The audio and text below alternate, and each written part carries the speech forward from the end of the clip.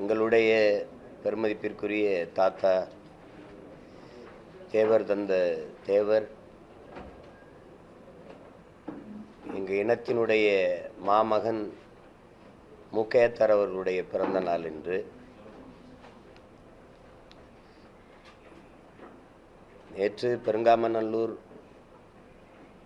குற்றப்பரம்பரை சட்டத்துக்கு எதிராக போராடிய வீர மறவர்களினுடைய நினைவை போற்றுகிற நாள். வரலாற்றை வரலாற்றை எங்களிடமிருந்தே மறைப்பது, அதை தவிர்ப்பது, நிராகரிப்பதுங்கிறது பெரிய கொடுமை. முக்கையத்தேவரை போன்றவர்களை வருங்கால தலைமுறைக்கு அப்படிப்பட்ட ஒரு தலைவர் உங்கள் முன்னவராக இருந்தார் என்பதை கொண்டு போய் சேர்க்காததெல்லாம் பெரிய கொடுமை. கயிறை வைத்து கொண்டிருந்த மக்களை கல்லூரி கட்டி படிக்க வைத்து இந்திய குடிமைப் பணிக்கும் உயர் காவல்துறை அதிகாரிகளாகவும் பெரும் கல்வியாளர்களாகவும் மாற்றிய பெருந்தகை எங்களுடைய தாத்தா முக்கையத்தவர் அவர்கள். குறிப்பாக உசிலம்பட்டியில் இருக்கிற தேவர் கல்லூரி, கமுதியிலே இருக்கிற தாத்தா முத்துராமலிங்கத்தேவர் பேரில் இருக்கிற கல்லூரி, அதே போல் திருநெல்வேலியில் இருக்கிற கல்லூரி, இது மூன்றுமே அவரால் உருவாக்கப்பட்டது என்பது வரலாறு. அதனால தான் கல்வி வள்ளல், கல்வி தந்தை முக்கையத்தவர் என்று எங்கள் மக்கள் கொண்டாடுகிறார்கள். தமிழ்நாட்டின் 3 முதல்வர்களை அவர் பதவி பிரமாணம் செய்து வைத்தவர். சபாநாயகராயிருந்து, தற்காலிக சபாநாயகராயிருந்து அதை செய்து வைத்தவர். அப்படிப்பட்ட பெருமைக்குரிய ஒரு பெருமகனார் தாத்தா முக்கையத்தவர் அவர்கள். சிறந்த கல்வியாளர், சட்டமன்றம், பாராளுமன்றங்களில் ஆகச்சிறந்த மக்கள் பணியை செய்த மகத்தான தலைவர். அவருடைய பிறந்த நாள் என்று அவரை பற்றி வருங்கால தமிழ் தலைமுறை பிள்ளைகள் வாசித்து நேசித்து அறிய வேண்டும். அப்போதுதான் அது தலைவர்கள் என்றால் எப்படி இருக்க வேண்டும், எப்படி தன்னலமற்று மண்ணுக்கும் மக்களுக்குமாக உழைக்க வேண்டும் என்கிற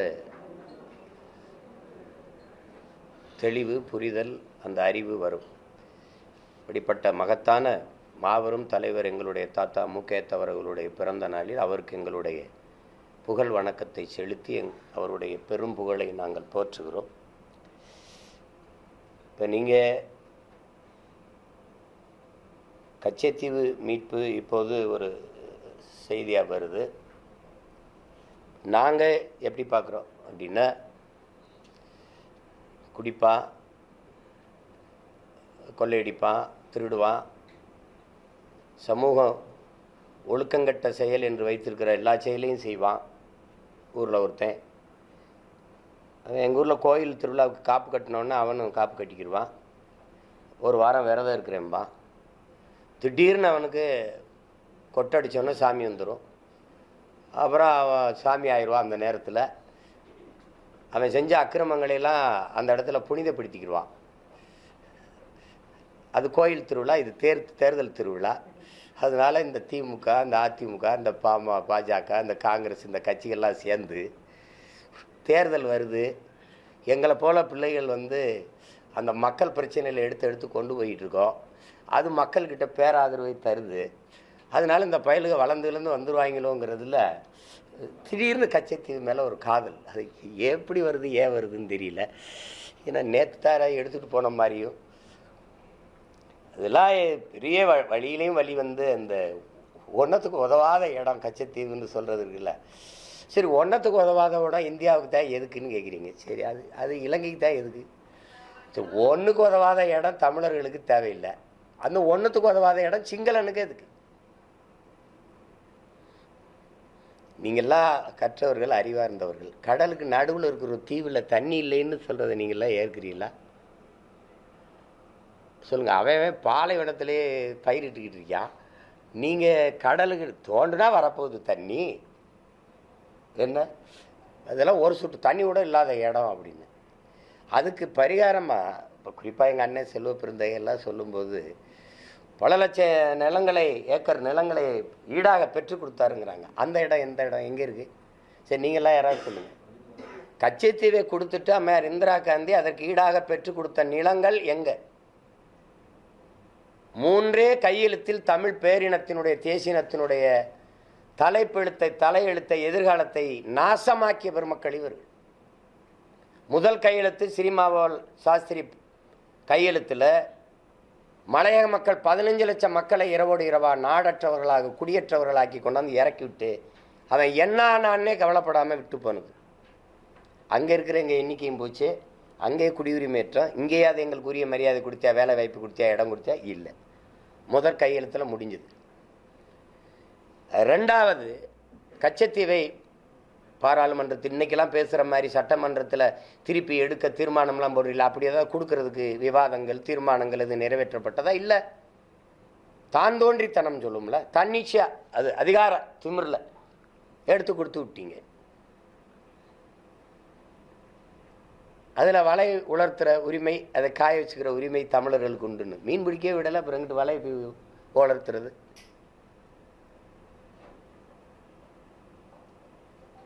அந்த கையெழுத்து அதே சினிமாவை பண்டார நாயக்கா அம்மையார் இந்திரா காந்தி கையெழுத்தில் அந்த உரிமை பறிவுச்சு. தமிழனுடைய தலையெழுத்தே மாறிட்டு, தலைப்பெழுத்து அங்கே மாறிச்சு. திருப்பி ஐயா ராஜீவ் காந்தி அதிபர் ஜெயவர்த்தனை அவருடைய ஒப்பந்தம் கையெழுத்து. வலுக்கட்டாயமாக தன் நாட்டின் தன் இன மக்களின் உரிமைக்கு விடுதலைக்கு போராடி கொண்டிருந்த எங்கள் மீது வலுக்கட்டாயமாக ஒரு ஒரு ஒரு கையெழுத்தையிட்டு அதை திணிச்சு அதை ஏற்க சொல்லி தேவையற்ற சிக்கலை உருவாக்கி இவ்வளவு பெரிய பின்னடைவை ஒரு தேசிய இனம் தன் விடுதலைக்கு போராடிய இனத்தை அழிச்சு ஒழிச்சு நாசமாக்கின நாசகாரர்கள் இவர். எல்லாமே அதிகார திமிர்ல. இதுல கொடுமை என்னன்னா, இது எல்லாம் செய்தவர்கள் இவர்கள். இவர்களுக்கு இப்படி ஒரு இனம் திரும்ப திரும்ப ஒரு புரிதலும் இல்லாம வாக்கு செலுத்தி அதிகாரத்தை கொடுக்கறதுனால அவங்க ஒன்னத்துக்கு உதவாத இடங்கிறாங்க. அது ஓ இடமா? அது எங்க இடம், எங்க பாட்டன் சேதுபதி மன்னனுடைய இடம்.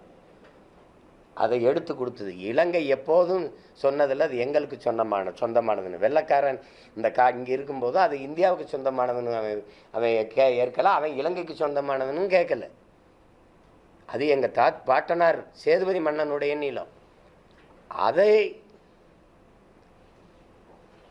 அவசரமாக எடுத்து கொடுத்துட்டு அது இலங்கையை தன் கட்டுப்பாட்டுக்குள்ளே வச்சுக்கணும். ஒரு பக்கம் சீனா, ஒரு பக்கம் பாகிஸ்தான், அவர்கள் பக்கம் இலங்கை போயிடக்கூடாது. ஏன்னா மிகப்பெரிய கடற்படை தலை திருகோணமலை இருக்குது, அங்கே ஒரு தீவு, தோள்பட்டையில் பாகிஸ்தானும் சீனாவும் இருக்குது. அப்போ காலடியில் அது வந்துடக்கூடாதுன்ட்டு நாட்டின் பாதுகாப்புக்கு அது சிக்கலாக இருக்குன்னு இந்த இதை லஞ்சமாக கொடுத்து இலங்கையை தன் பக்கம் வச்சுக்கணும்னு நினச்சாங்க. அவன் வாழை நம்ம காட்டி வாழை அவங்களுக்கு காட்டிட்டு மண்டையை நம்ம பக்கம் வச்சுக்கிட்டு இருக்கான். அது அவன் இன்னைக்கு முழுக்க சீனா ஆக்கிரமிச்சிருக்கு இலங்கையை. நாட்டின் பாதுகாப்புக்கு பெரும் அச்சுறுத்தலாக இருக்குது. கச்சத்தீவை சரி மீட்கலை சரி, மீனவர் வாழ் உரிமையை பாதுகாக்கிற அந்த கடமையவாத அரசு செஞ்சிருக்காங்கிறத. வலிமை மிக்க கடற்படை இராணுவம் அங்கே கடலுக்குள்ள நின்று பாதுகாப்பு பணியை செய்யுது. அப்புறம் எப்படி இத்தனை மீனவர்களை அவன் கைது பண்ணியிருக்கான்? இவ்வளவு படகுகளை பறித்து ஏல விடுறான். உன் நாட்டு மீனவனுடைய படகை இவ்வளவு மீனவர்களை சுட்டே கொண்டிருக்கான். அப்போ யாரிடமிருந்து யாரை பாதுகாக்க அந்த கடற்படை இராணுவம் அங்கே பாதுகாப்பு பணியை செய்யுது? இந்த கேள்வியை நாட்டின் குடிமக்களாக நாம் எழுப்பணுமா எழுப்ப வேண்டாம்? இந்த கடற்படை அங்கே நின்று யாரிடமிருந்து பாதுகாக்குது?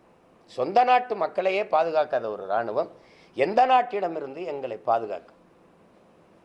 அப்போ எங்களுக்கு அந்த கடலுக்குள் மீன் பிடிக்கிற உரிமை இந்த நாட்டின் குடிகளான எங்களுக்கு இருக்கா இல்லையா?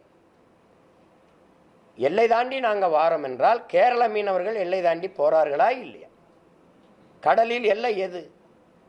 என் நாட்டின் கடல் எல்லை இங்கே வரையறுக்கப்பட்டு அங்கே ஏதாவது இதான் இதோட உன்னுடைய எல்லை, மீனை பிடித்து கொண்டு திரும்ப அப்படி ஏதாவது வரையறை இருக்குதா? அங்கே ஏதாவது இருக்குதா? எத்தனை காலத்துக்கு இந்த கொடுமைகளை நாங்கள் சகிக்கிறது? தேர்தல் வரும்போது எங்கள் மீது இனம் தெரியாத ஒரு பற்று, ஒரு பேரன்பு, ஒரு பெருங்காதல் உங்களுக்கு வருது. அதுக்கப்புறம்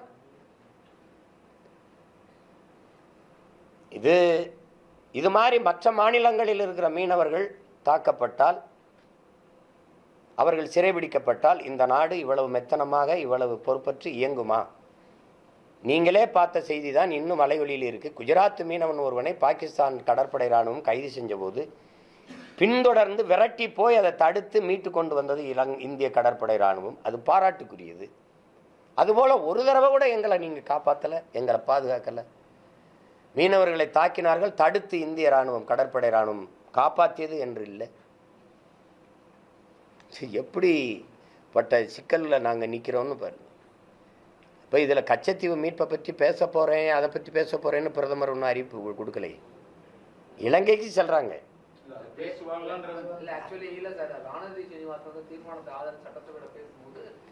தீர்மானத்தை நீங்க எதிர்க்க முடியுமா? தேர்தல் நேரத்தில் எதிர்ப்பீங்களா?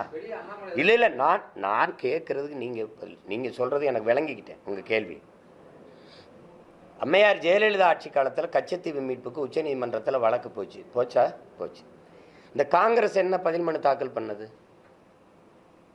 கச்சத்தீவை கொடுத்தது தான், திருப்பி எடுக்க வேண்டும் என்ற பேச்சுக்கே இடமில்லை. இதுதான் பதில் மனு. வேணா நீங்க தேடி பார்த்துக்கிறீங்க. மறுபடி பாரதிய ஜனதா வந்தது, இதே வழக்கு வந்தது. அதே பாரதிய ஜனதா ஆட்சி அன்றைக்கு அரசு தரப்புல முன்னாடி வழக்கறிஞர் வச்ச பதில் மனு இதே பதில் தான். கச்சத்தீவை கொடுத்ததுதான், திருப்பி எடுக்க வேண்டும் என்ற பேச்சுக்கே இடமில்லை. இதுதான் இருந்தது. அப்புறம் அங்க மத்தியில் ஆள்ற கட்சி தலைமை ஆட்சி அது ஒரு முடிவெடுக்கும். தமிழ்நாட்டில் இருக்கிறவங்க முடிவெடுப்பீங்களா? எப்படி முடிவெடுப்பீங்க? இந்திய கட்சிகளுக்கு எப்பவுமே தம்பி இரண்டு நிலைப்பாடுகள் இருக்கும். கர்நாடகான்னு வரும்போது காவிரி அது யாரோட உடைமை, யாரோடைய பிரச்சனை, அது கர்நாடக மாநிலத்தோடு நிற்கும் பிஜேபி. காங்கிரஸ் கர்நாடக மாநிலத்துக்காக நிற்கும். ஆனால் இங்கே வரும்போது காவிரியை பற்றி பேசாது, கச்சத்தீவை பற்றி பேசாது, முல்லை பெரியாற்று உரிமையை பற்றி பேசாது. ஏன்னா நாங்கள் எங்களுக்கு எது இல்லைன்னாலும் பரவாயில்ல, நாங்கள் ஓட்ட போட்டுருவோம். அதனால எங்களுக்கு அந்த புரிதலோ, அந்த தெளிவோ, அந்த கோபமோ, அந்த வழியோ இருந்தால் நாங்கள் ஏன் இதை இப்படி அவங்க அச்சம் இல்லாமல் இதை பேச முடியும்? எப்படி பேச முடியும்? சட்டசபை தேர்தல் வரும்போது அம்மா வானதி சீனிவாசன் அரசு கொண்டு கொடுக்கிற தீர்மானத்தை எதிர்த்து பேச முடியுமா? இது ஒப்புக்கு தீர்மானம். இது ஒரு வெற்றி தீர்மானம் இல்லை, வெற்று தீர்மானம். அது உலகத்துக்கே தெரியும். சரி, மீட்டிட சொல்லுங்க பாப்போம்.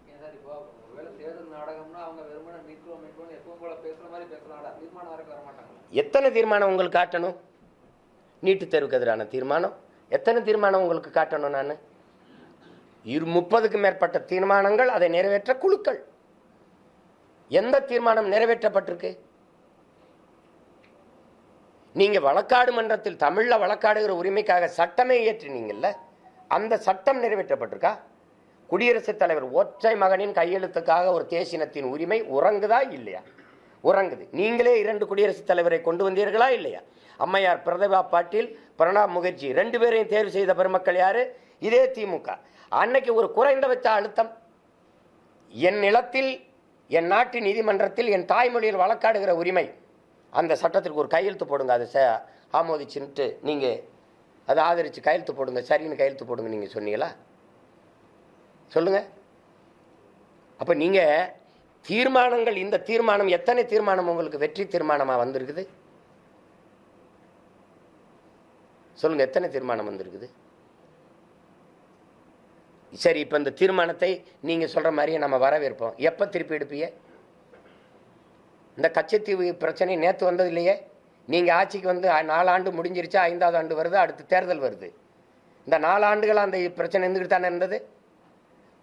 ஒரு சங்கிலியில 12 மீனவனை கைது செஞ்சு இழுத்துட்டு போனான்ல. ஆடு மாடை கூட தனித்தனி கயிறுல கட்டி இழுத்துட்டு போவோம். ஆனால் ஒரே சங்கிலியில 12 மீனவனை கட்டி இழுத்துட்டு போன காட்சி இருக்குல்ல. அப்ப உங்க கண்டனம் என்ன? உங்க கடுஞ்சொல் என்ன? உங்க எதிர் விவாதம் என்ன? கருத்து என்ன? எத்தனை ஆண்டுகளா அந்த கச்சத்தீவு பிரச்சனை இருக்குது? எடுத்து கொடுத்தது காங்கிரஸ். கொடுக்கும்போது இங்க அதிகாரத்தில் இருந்தது நீங்க. அன்னைக்கு இந்த செயல் கொடுமையானது வரலாற்றில் பெரும் துரோகமாக அமையும் எதிர்த்து பேசின ஒரே மகன் எங்க தாத்தா மூக்கைய தேவர் தான். லட்சக்கணக்கான மக்களை கூட்டி மாநாடு போடுறீங்களே, கச்சத்தீவு மீட்புக்கு ஒரு மாநாடு பேரணி அப்படி நடத்தி அழுத்தம் கொடுத்தீங்களா? 40 உறுப்பினர்கள் வச்சிருக்கீங்க நாடாளுமன்றத்தில். மூலெல்லாம் உங்க கட்சி, உங்க ஆதரவு கட்சிகள் தான். நீங்க எதிர்குரல் அங்கே எழுப்பி பேசி அதை ஒரு பெரிய பிரச்சனையாக்கி, ஒரு பேசு பொருளாக்கி, அது ஒரு கருத்தாக்கம் உருவாக்கி அதை எடுக்கிறதுக்கு எதுவும் வேலை இருக்குதா? தேர்தல் வரும்போது 24 நாடாளுமன்ற தேர்தல் வரும்போது ஐயா மோடி திடீர்னு கச்சத்தீவு மீட்பை பற்றி பேசலையா? அது நடந்துச்சா? நாம் போராடலாம், அதிகாரமற்ற மகன். நீங்கள் கேள்வி கேட்கலாம், கருத்து சொல்லலாம், உங்களோட அதிகாரம் இல்லை. நாட்டின் மிக உயர்ந்த அதிகாரத்தில் இருக்கிறவங்களை கச்சத்தீவு போராடுவோம்னா அது வேடிக்கையா இல்லையா? என் மீனவனை ஒழுங்க கடல் எல்லைகளை மீன் பிடிக்கவில்லைன்னா உன்னோட பொருளாதார தடை விதிப்பேன், வர்த்தகம், பாதுகாப்பு, தொழில் தொடர்பு போன்ற ஒப்பந்தங்கள் ரத்து செய்யப்படும் சொன்னா இத்தினீண்டு நாடு பயந்துட மாட்டானா? அப்புறம் அவன் உங்களை மதிக்கல, அவன் தான் சீனா தயவில் போயிட்டானே. உலகத்துக்கு உங்களுக்கு தெரியாதா? நீங்கள் தெரியாத உங்கள் ஊடகவியலாளர் உங்களுக்கு தெரியாதா? முழுக்க சீனா ஆக்கிரமிச்சு நிற்குதுங்கிறதுல ஏற்கிறீங்களா எதிர்க்கிறீங்களா?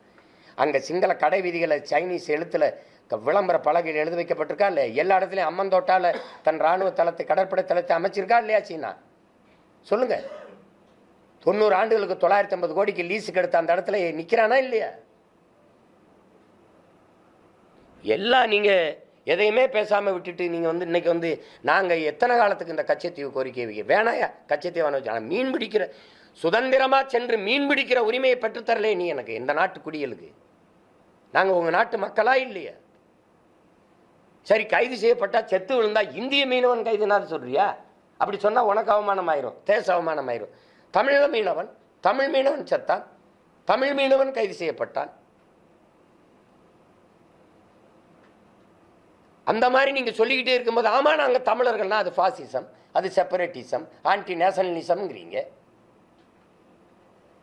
நாங்க தான் சொல்றோம் இந்தியன். என்னைக்கு நீ என்ன ஏற்றிருக்க இந்தியனா? என் வரி இனிக்கும், என் நிலத்தின் வளம் இனிக்கும், என் வாழ்க்கை உனக்கு கசந்துரும், என் வாக்கு உனக்கு இனிக்கும். எப்படி? அது கையெறி நிலையில் நிற்கிறோம். எங்களுக்கு அதிகாரமற்ற பிள்ளைகள், அரசியல் வலிமை, அதிகார வலிமையற்ற பிள்ளைகள் முறையிடலாம், ஆர்ப்பாட்டம் செய்யலாம், போராடலாம். ஒரு கோரிக்கை வச்சு ஆர்ப்பாட்டம் செய்ய இந்த நாடு, இந்த அதிகாரம் இடம் தருமா? நாங்கள் முன்வைக்கிற கோரிக்கையை தடையின்றி தொலைக்காட்சிகளில் ஒளிபரப்ப விடுமா, அனுமதிக்குமா? எந்த ஒரு போராட்டத்திற்காகவும் இந்த இடத்துல இன்னும் போராடுன்னு எங்களுக்கு அனுமதி தந்திருக்குதா? சொல்லுங்க. எங்க தலைவர் சொல்றாரு, வெள்ளைக்காரர்கள் நம்மளை அடிமைப்படுத்தி ஆண்டார்கள், ஆனால் நம்ம விடுதலைக்காக போராடவாவது அனுமதித்தார்கள், குறைந்தபட்ச ஜனநாயகமாவது அவர்களிடத்தில் இருந்தது. ஆனால் விடுதலை பெற்ற இந்த நாடுகள், இந்த நாட்டின் தலைவர்கள் நம் உரிமைக்காக போராடக்கூட அனுமதிப்பதில்லை. அப்படின்னா யார் கொடுமையானவன்? யார் கொடுமடிமைகளை எங்களை வச்சு நடத்துறது? உரிமை இல்லை எங்களுக்கு. பிரச்சனைகளை நீங்க தான் திணிக்கிறீங்க, போராட்டங்கள் எங்களுக்கு நீங்க தான் கையளிக்கிறீங்க. ஆனால் போராட இடமாவது கொடுக்குறீங்களா?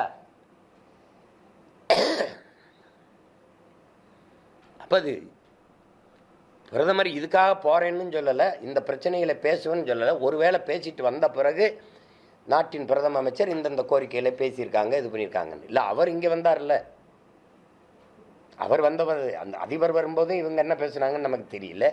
இப்போ போயிட்டு என்ன பேசுவாங்கன்னு தெரியல. இது புது பயணம் ஒன்றும் இல்லை பிரதமருக்கு, ஏற்கனவே பல முறை போயிருக்காங்க. இந்த பிரச்சனை தமிழர்கள், குறிப்பாக தமிழ்நாட்டு மீனவர்கள் பிரச்சனை தான் இப்போ. ஏன்னா எங்கள் ஈழத்தமிழர்கள் பிரச்சனை அது அவர்களை பொறுத்த வரைக்கும் அது முடிஞ்சு போனது, அப்படிதான் அவங்க கருதுவாங்க. நீங்களே பார்க்குறீங்க, ஒரு தங்கை, அவள் சிறந்த விளையாட்டு வீராங்கனை, இந்த நாட்டில் குடியுரிமை இல்லாதனால அவளுடைய திறமையை வெளிக்காட்ட முடியல. இந்த நாட்டிலிருந்து, ஈழத்திலிருந்து நாங்கள் பல்வேறு நாடுகளில் புலம்பெயர்ந்து போய் வாழ்கிறோம். எல்லா நாடும் தங்கள் குடிகளாகவே ஏற்று எங்களுக்கு குடியுரிமை தந்து எங்களை அங்கீகரிக்குது. அந்த நாட்டு இராணுவத்தில் இணைச்சிக்கிறது, காவல் படையில் இணைச்சிக்கிறது. அந்த நாட்டில் விளையாட்டுத்துறையில் எங்களை விளையாட விட்டு நாங்கள் வென்று குவிக்கிறோம் அந்த நாட்டுக்கு. குறிப்பாக என் தம்பி திருக்குமரன் மகன் குரு, அவன் என்ன செய்கிறான், அயர்லாந்து நாட்டுக்கு டென்னிஸ் ஆடுறான். ஆடி அந்த நாட்டின் பெருமைனா அந்த நாட்டின் பிரதமர் அவனுக்கு கடிதம் எழுதுகிறார், இந்த நாட்டின் பெருமை நீ நிலைநாட்டி விட்டாய் மகனேன்னு. அது இருக்குது, பகிர், நான் வேணா அனுப்புகிறேன். அந்த அளவுக்கு எங்களை அங்கீகரிக்குது அந்த நாடுகள். திபெத்தியனுக்கு இந்த நாட்டுக்கு என்ன சம்பந்தம் இருக்கு? உனக்கு இந்த திபெத்தியனுக்கு என்ன சம்பந்தம் இருக்கு? நீ அவனுக்கு குடியுரிமை கொடுக்குற, வணிக வளாகம் கொடுக்குற, திரையரங்குகள் கொடுக்குற, கல்லூரி கொடுக்குற, வாழ்விடங்கள் கொடுக்குற. இந்த நாடு நாடாவதற்கு முன்பிருந்தே நாங்கள் நினைத்து வாழ்கிறோம். இது ஏன் நாடு, என்னுடைய இரத்த சொந்தங்கள் ஈழத்தமிழ் மக்கள். அவர்கள் எங்கள் எதிரியாக இருந்து 35 ஆண்டுகளை தொடுது, ஒரு தலைமுறை தாண்டி இருக்கோம். எங்களுக்கு குடியுரிமை தர என்ன பிரச்சனை? என்ன பிரச்சனை? சரி, நிரந்தரம் வேணா, இரட்டை குடியுரிமை கொடு, விரும்பின வரை இங்கே இருக்கலாம். தாய்நாட்டுக்கு வாழ போகணும்னா போகலாம், அங்கே இடையூறு வாழ முடியலாம், திருப்பி இங்கே வரலாம்னு. இது பூமிக்கு இது எப்படி சொல்றது? அப்புறம் மனிதநேயம் பேசுகிறோம், அப்புறம் இறைவன் பேசுகிறோம், உலகத்தை இறைவன் படைச்சான்னு பேசுகிறோம், தினம் சாமி கும்பிடுறோம், பூஜையெல்லாம் செய்கிறோம், வழிபடுறோம். ஆனாலும் எவனுக்கும் வாழ இடம் இல்லைங்கிறோம். இது என்ன, இதெல்லாம் என்னது? அது நாங்கள் இந்த நாட்டின் குடிமக்களாக மதிக்கப்படுறோமாங்கிறதே கேள்வியாக இருக்குது. அப்புறம் அதில் போய் பேசி என்னது? எங்களுக்காக பேச யாரும் இல்லைங்கிற யதார்த்தத்தை நாங்கள் புரிஞ்சுக்கிறோம், நீங்களும் புரிஞ்சுக்கிறீங்க. எங்களுக்கு புரிஞ்சுதான் நாங்கள் இந்த வேலையை செய்கிறோம். நாடாளுமன்றத்தில் வக்ஃபு மசோதா வாக்கெடுப்பில் வந்து பங்கேற்காம பாமக தலைவர் அன்புமணி ராமதாஸ் புறக்கணிச்சிருக்காரு. அதை ஆதரிச்சு வக்ஃபில் ஆதரிச்சு ஜி.கே. வாசன் வாக்களிச்சிருக்காரு. அதாவது அது கூட்டணியில் இருக்கிறவங்க அவங்க நிலைப்பாடு. அதாவது வெளியேறுவதும் வந்து அவங்களுக்கு ஆதரவாக தான் போயிடும். அந்த சொல்றது புரியுதா? ஆதரவாக தானே போயிடும் தம்பி. நடுநிலை வெளியேற்றம்ங்கிறது எப்பவுமே அந்த கருத்துக்கு வந்து ஆதரவாக தான் தம்பி போயிடும். எதிர்நிலை வாக்கு தான் அதுக்கு எதிராக இருக்கும். அது வந்து இன்னும் அரங்கத்துக்குள்ள அலைபேசியை வெளியில் வச்சுட்டு வரணும், இல்லைன்னா அணைச்சு போடணும். இந்த அடிப்படை நாகரிகம் கூட இல்லாமல் இருந்தீங்கன்னா இப்படி அதிமுக்கியமான அழைப்பு வரும் பேசணும், வெளியிலிருந்து தான் பேசிட்டு இருக்கணும், உள்ளே வரக்கூடாது. இது ஒன்றும் கேளிக்கை அரங்கு இல்லையே. இல்லை அது வந்து இங்கே பாருங்க, அது தவறான முடிவு. ஐயா ஜி.கே. வாசன் ஏன் அந்த முடிவை எடுத்தாங்கன்னு தெரியும். நாட்டில் இவ்வளோ பிரச்சனை இருக்கும்போது வக்பு வாரிய இடங்களை போய் நீங்கள் அதை வந்து எடுத்துக்கிட்டு பேசுபொருளாக எடுத்துக்கிட்டு ஒரு அரசியலை செய்கிறதுங்கிறது இஸ்லாமிய மக்களுக்கு எதிரான நிலைப்பாடை எடுக்கிறது தான் இந்து மக்களுடைய வாக்கை தன் பக்கம் குவிக்குங்கிற நிலைப்பாட்டிலே இருந்தீங்கன்னா அது இறையாண்மை மிக்க நாடு, தேசிய ஒருமைப்பாடை காக்கிற நாடு, அந்த நாட்டினுடைய அரசாட்சி முறையாக அது இருக்காது. நீங்கள் திரும்ப திரும்ப அதையே செஞ்சிட்டு இருக்கிறீங்க. இந்த நாட்டு விடுதலைக்கு போராடினவன் எங்கே இருக்கான்னு நினைக்கிறீங்க?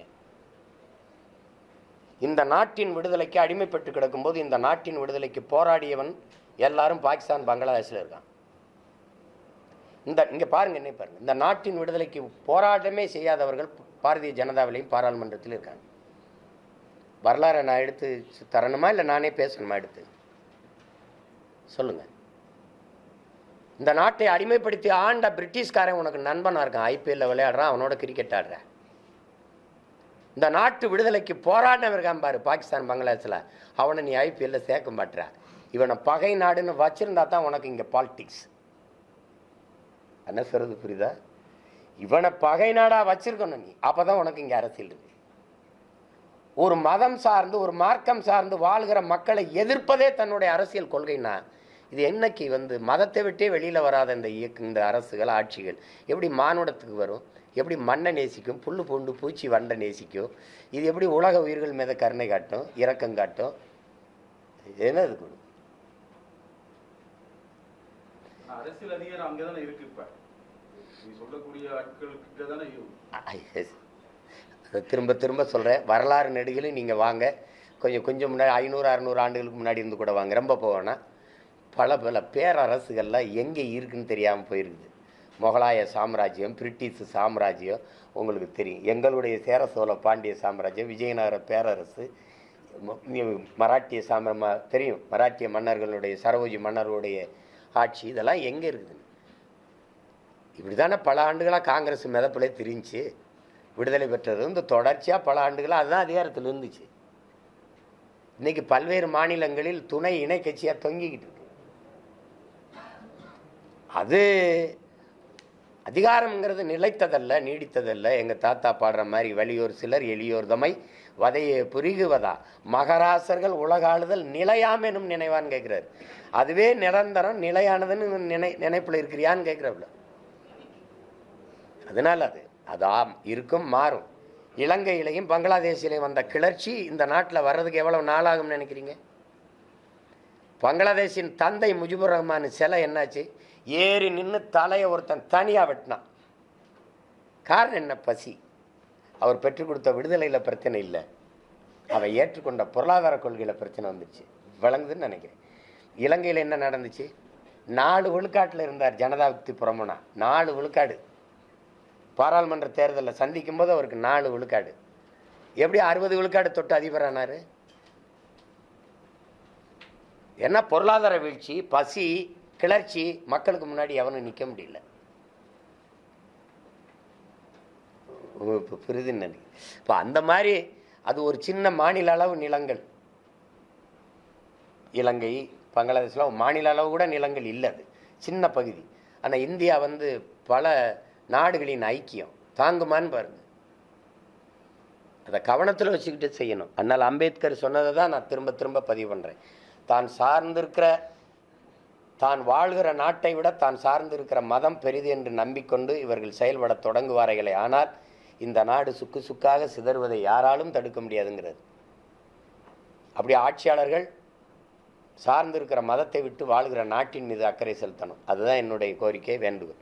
அப்போ தான் இந்த நாடு ஒருமைப்பாடு மிக்க இறையாண்மை கொண்ட ஒரே நாடாக இருக்கணும்னா அதை கவனத்தில் வச்சுக்கிட்டு இயங்கணும். வேற ஏப்ரல் 9ஆம் தேதி வந்து நீட் தேர்வுக்கான அனைத்து கட்சி கூட்டம் வந்து ஸ்டாலின் வந்து ஏற்பாடு பண்ணியிருக்காரு. அதில் பங்கேற்குங்களா? அது உங்களோட நிலைப்பாடு என்ன சார்? அது இந்த தேர்தல் நாடகத்தில் நான் நடிக்க தயாரில்லை. எப்பவும் அது வீண். நீட்டு தேர்வை ரத்து செய்ய முடியாதுன்னு அவங்களே சொல்லிட்டாங்க, நாங்களும் ரத்து செய்ய முடியாதுன்னு இவங்களும் சொல்லிட்டாங்க. இப்போ எதுக்குது?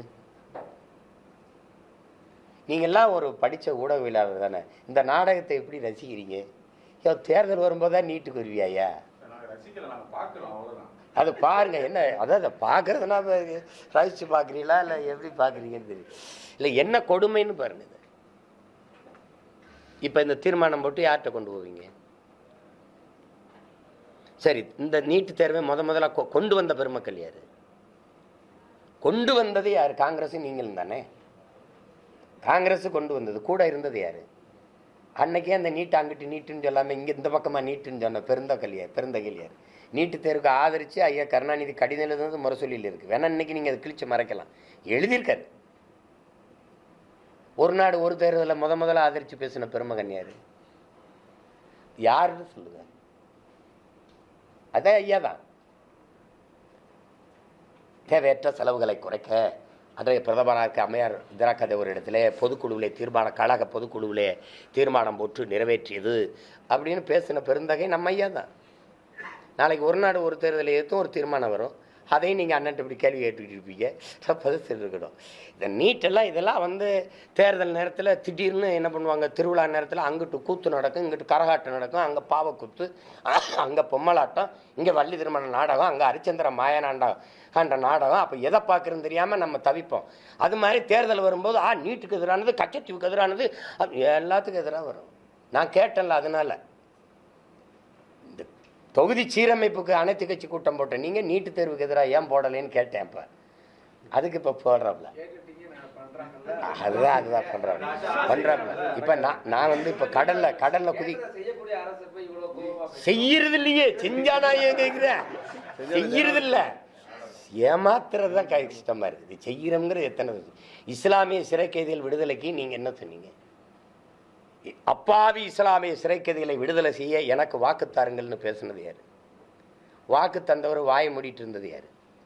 சிறையில் இருக்கிறவர்கள் எங்கள் உடல் நலிவுற்று போயிடுச்சு, எங்களுக்கு முன்விடுப்பு கொடுங்கன்னு கேட்டபோது நீதிமன்றம் கொடுன்னு சொல்லுது.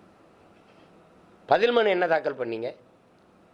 இவர்களை வெளியில் விட்டால் அங்கே வாழ்கிற இந்து மத தலைவர்களின் உயிர்களுக்கு ஆபத்து, இவர்கள் உள்ளே எல்லாம் மனநிலையில் சென்றார்களோ அதே மனநிலையில் தான் இன்னும் இருக்கிறார்கள், இவர்களை வெளியே விட்டால் ஒரு உயிருக்கு ஆபத்து.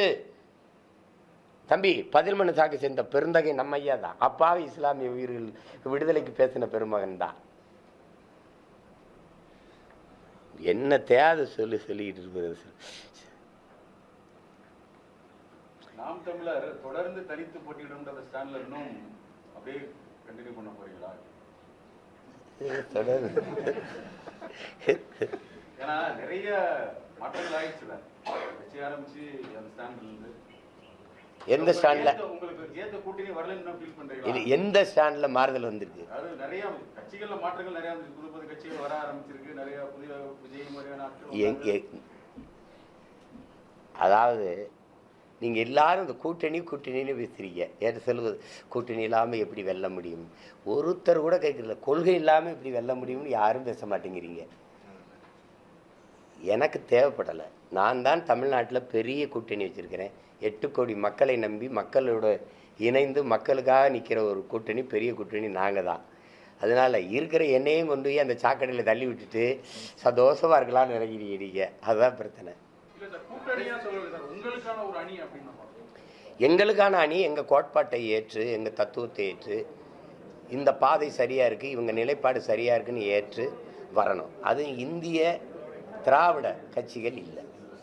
அதை நாங்கள் அதுக்கு எதிராக தான் இந்த கட்சியை தொடங்கியிருக்கோம். அப்போ அந்த எங்கள் நிலைப்பாடை ஏற்று நாங்கள் எடுத்து வைக்கிற ஆட்சி முறை இப்படி செய்வோம், இப்படி கொண்டு வருவோம், கல்வி எப்படி கொடுப்போம், மருத்துவத்தை இப்படி கொடுப்போம், இப்படி இருக்குல்ல, இப்படி சொல்கிறோம்ல, இந்த திட்டங்கள் நல்லா இருக்குது, இது வந்தால் நல்லா இருக்கும்னு நினச்சி எங்களோட வர்றவங்கள ஏற்போம். அது அப்போ யோசிக்கணும். இப்போ யாராவது வந்தால் அனுப்பிவிடுங்க. வாக்குக்கு காசு கொடுக்காம வெல்ல முடியாதுன்னு அவங்க நம்புகிறாங்க. எல்லாரும் அதை முடிவு பண்ணிட்டாங்க. நாங்கள் வாக்குக்கு காசு கொடுத்து அப்படி பெற வெற்றி எங்களுக்கு அவசியம் இல்லைன்னு நினைக்கிறோம். ஊழலுக்கான முதல் ஊற்றுக்கண்ணே அங்கே தான், ஊழல் லஞ்சத்துக்கான விதையே அங்கே தான் ஊண்டப்படுதுன்னு நாங்கள் நினைக்கிறோம்.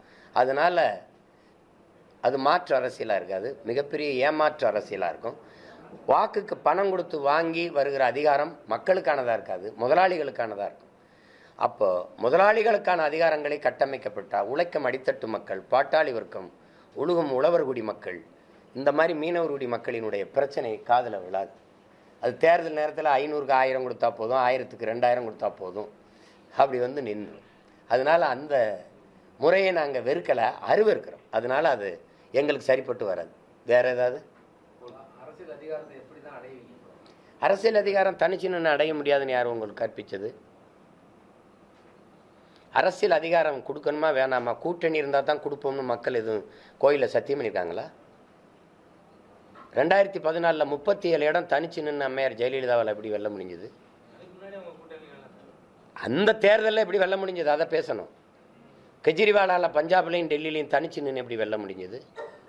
தனிச்சு நின்று 1.1 விழுக்காடு 4.5 லட்சம் வாக்கில் இருந்தவன் 36 லட்சம் வாக்குக்கு எப்படி வளர முடிஞ்சது சீமானால? தம்பி, இத்தனை கட்சிகள், இவ்வளவு கூட்டணிகள், இவ்வளவு பணம் கொட்டி, இவ்வளவு அதிகார வலிமை எல்லாம் சேர்ந்து வேலை செய்யும்போது இந்திய நாட்டை யார் ஆள்றதுங்கிறதுல அது ஐயா மோடியா அருமை சகோதரர் ராகுலாங்கிறதான் போட்டி. இவ்வளோ கட்சிகள் இருக்கும்போது என்னை தேடி ஒரு எளிய மகனை புது சின்னத்தில் ஒரு ஒளி வாங்கின்னு ஒரு சின்னத்தை ஒரு வாரத்தில் கொடுத்து, எந்த வேட்பாளரும் எவனுக்கும் தெரியாது, 8வது பெட்டியில் இந்த சின்னத்தை தேடி போட்டு 36 லட்சம் ஓட்டை போட்டு 8.22 8 விழுக்காடு வாக்கு தனிச்சு நின்று அங்கீகாரம் பெற்ற ஒரு கட்சியாக உயர்த்திருக்காங்கன்னா அது வளர்ச்சி இல்லையா? இந்த 8 36 62 ஆக்கி 75 ஆக்கி 76 ஆக்கி போகிறதுக்கு எனக்கு எவ்வளோ நாள் ஆகும்? அது ஒன்றும் இல்லை. அதனால் அது அப்படி கருதாதீங்க. ஒரு தடவையாக சொல்லுங்கள், அண்ணன் நீங்கள் தனிச்சு நிற்கிறீங்க, தொடர்ந்து நில்லுங்க, துணிஞ்சு நில்லுங்க, பாராட்டுக்கள்னு சொல்லுங்கள். அதை விட்டுவிட்டு தொன்னாளைக்கு தான் அப்படி நிற்பியே, இதுவா அது சொல்லுங்க. நீங்கள் நான் கூட்டணி வச்சு போயிட்டேன்னா இந்த கேள்விகள் எதையுமே நீங்கள் என்கிட்ட கேட்க முடியாது, அதுக்கு பதில் சொல்கிற தகுதியேன்ட்டு இருக்காது. ஏன்னா அந்த எசமான்கிட்ட தான் எசமான கைகட்டி தான் நான் நிற்பேன். அப்போ நான் அவர் கோச்சுப்பார், அடுத்த தடவை சீட்டு கொடுப்பாரோ இல்லையோ. எங்கள் அண்ணன் பள்ளி பாபா சொன்னது தான், நாயா நின்று 4 வீட்டில் நக்கி தின்னு வாழ்கிறத விட சிங்கமாக இருந்து கரிச்சிட்டு செத்து போடா அப்படின்னு. அதுதான் நான் சிங்கமும் இல்லை, நான் புலி.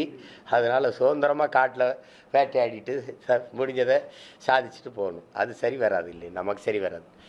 வேறு ஏதாவது கேள்வி இருக்கா? மிக்க நன்றி, வணக்கம்.